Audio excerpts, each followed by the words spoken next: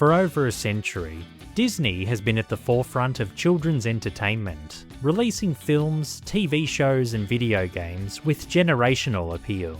They created iconic characters and worlds that have stood the test of time. In 2003, extreme sports, most notably skateboarding, dominated popular culture, especially in gaming. Wanting to get in on this trend, Disney recruited Activision, a titan of the genre, to blend their tried and true skateboarding formula with Disney and Pixar IPs to appeal to a much younger audience. My name is One Hip, and thanks for clicking on this video. Some of you have wanted a video on this game as far back as my Tony Hawk series, and in this one, I'll explore its background, gameplay, visuals, soundtrack, and legacy to discover if Disney's Extreme Skate Adventure was a strong collaboration or a ridiculous idea that should have stayed in the boardroom.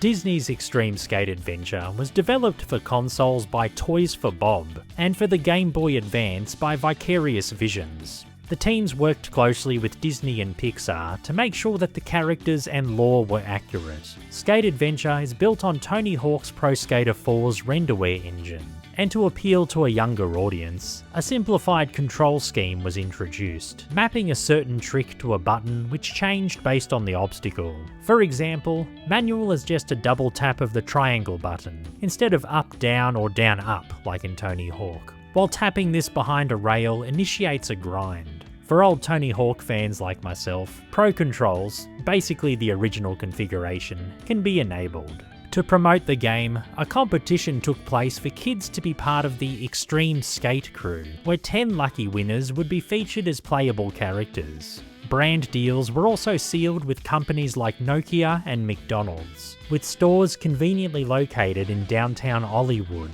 the game's hub world. Released in early September 2003, Skate Adventure received positive reviews, with praise going to its graphics and level design. However, critics commented on its simple controls and much lower difficulty compared to the Tony Hawk series. Playing through the PS2 version of the game, I was stunned at how well the game plays and looks. Booting into Skate Adventure, I was greeted at the main menu screen with Woody smiling back at me. Entering the game's adventure mode, I scrolled through the select screen, seeing characters from Toy Story, The Lion King and Tarzan, 3 Disney films that I adored as a kid. His smile must have done me in, as I picked Woody to lead me through my Toy Story journey, starting in Andy's room. I too began to smile, as I saw the many toy car tracks and other items, including those in the bathroom next door, that I could flip, grab and grind over. It was exactly how I'd imagined this place would be if the toys picked up a board in the movies. The original controls felt a bit strange to me, and that Tony Hawk muscle memory kicked in, which made them confusing, especially manuals. I changed to the Pro Controls in the options menu. While I was able to revert, I wasn't able to wall ride or do ground tricks like a boneless, even with the Pro Controls. Updating the control scheme changed my experience straight away, and they felt very responsive, as expected in a game like this. That wry smile became a huge grin as I free roamed the surprisingly large map. Folded magazines were shaped like water pipes, and blue arrows pointed to NPCs like Rex or the Bucket of Soldiers, who gave me a goal to complete, much like the game's jackass-obsessed cousin. Goals are inspired by Tony Hawk, but with a Disney twist. Things like collecting a certain amount of items within a time limit, knocking over a particular object, and finding skate letters could be completed to earn cosmetic items for your created skater, which I'll dive into later. The goals are generally pretty easy, which makes sense considering the game's target audience. But Toys for Bob were able to weave Disney lore into them, which I felt was very creative. Each character has 25 collectible items in each level, which unlocks a special trick. It's a great way to discover every nook and cranny of the map, as these items are scattered everywhere, even in hard to reach or secret areas. Gems can be collected to increase a certain stat, which can't be assigned by the player like in earlier Tony Hawk games. Completing most level goals unlocked Pizza Planet, complete with a bright dining area and arcade rooms. Completing more goals unlocked Zurg's world, pitting me against the titular villain in his underground fortress. I had to use Buzz Lightyear to defeat him, as some goals must be completed with certain characters. And it was a relief to see that goals and unlocked levels carry over across the franchise, rather than for each skater like in Tony Hawk. I defeated Zurg, unlocking him as the final playable character in the Toy Story portion. I'd do the same thing for the Lion King and Tarzan. As well as licensed characters, I could also play as an extreme skate crew kid, starting their run in Hollywood. They're tasked with collecting medallions for special tricks, while completing goals for the townspeople, as well as small businesses like Nokia and McDonald's. They can also warp to any unlocked level by going through a film reel shaped portal, and can return to Hollywood at any time by skating to the glowing marker or by heading to the options menu.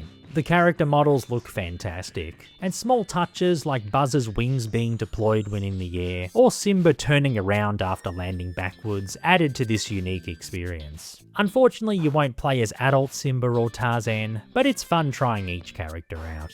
The default camera felt a bit too close, and there were times where I couldn't see exactly what was around me, but thankfully this can be adjusted on the fly with the select button. The levels are huge, with many hidden shortcuts and high areas to get to, and each one looks spectacular. The colours pop, and most of the assets are well placed, making it ideal to pull off decent combos. My favourite was Pizza Planet, with the arcade cabinets themselves doubling as ramps, tying into a level goal. Although I found Lion King's Elephant Graveyard to be my least favourite, as I felt there wasn't much flow compared to others, and regularly landing in lava would send me back to the start quite often. The game's atmosphere is light and fun, and dramatic events in the movies like Simba defeating Scar came off as more humorous and lighthearted. While you can't customise the main roster, you can create your own kid skater and deck them out in licensed and generic gear. And to go with what Skate Adventure has to offer, one of the most varied soundtracks I've ever heard in a video game blasts through the speakers, with a playlist that appeals to more than just young children. Thanks for still being here with me. I hope you're enjoying this one. If you want to see new content, be sure to subscribe to the channel so you don't miss out. Thanks for your support as always. And anyway, back to the video. Skate Adventure's customization options are solid. From Mickey Mouse ears to night vision goggles, you can bring out your inner child through your custom avatar, with more to unlock throughout the main adventure.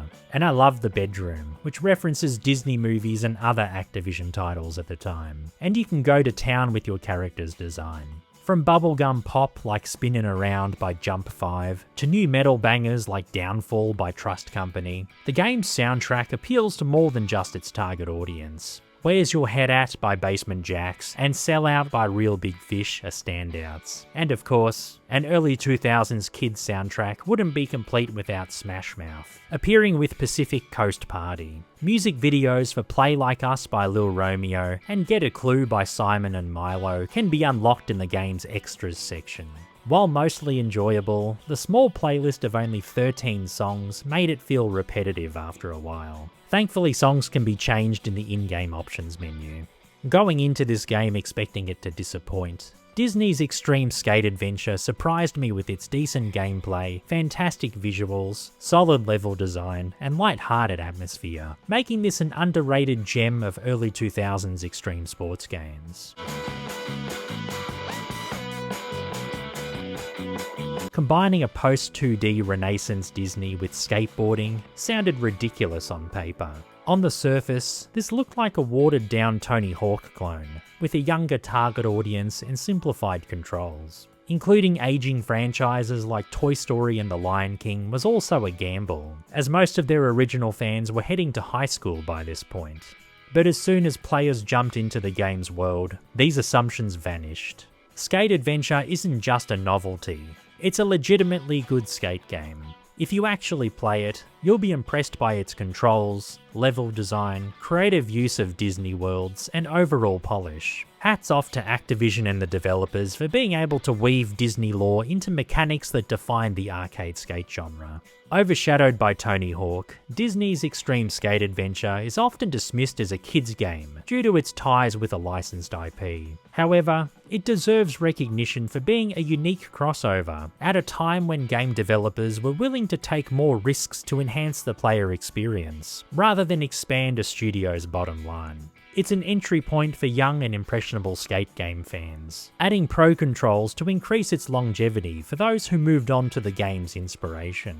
It holds up better than expected, and it's definitely worth getting your hands on. Disney's Extreme Skate Adventure slipped through the cracks, and it shouldn't have worked, but in retrospect, it's a game that deserved more.